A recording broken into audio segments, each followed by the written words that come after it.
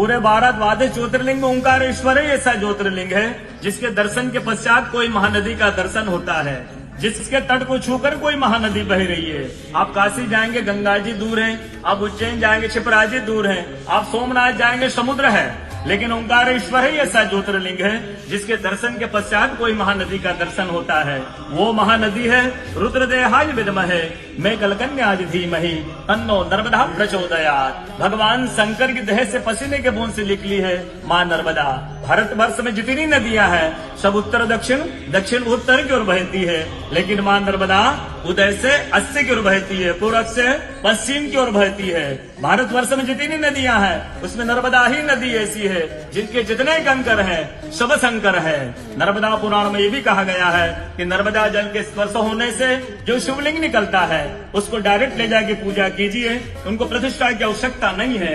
नर्मदा जल स्पर्श होने से वो स्वयं प्रतिष्ठित हो जाते हैं।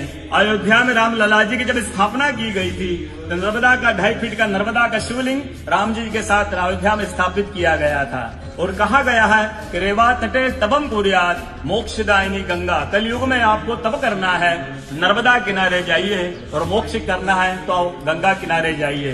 रेवा तटे तपम कुर्यात् मोक्षदायिनी गंगा। तो नर्मदा किनारे एक संत का, तपस्या संत का अनुभव बताता हूँ जो वर्षों से नर्मदा किनारे रहे। जब वो देखते हैं सुबह 3 से 4 बजे ब्रह्म मुहूर्त में एक कोई माई आती है, नर्मदा स्नान करके लौट जाती है।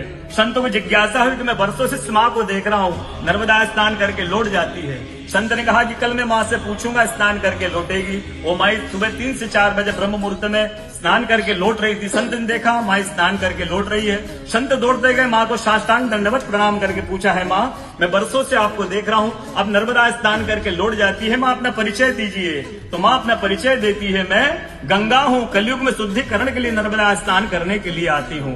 बोलो गंगा मैया की जय, नर्मदा मैया की जय, ओंकारेश्वर भगवान की जय, आज के कथा के आनंद की जय, भक्त और भगवान की जय।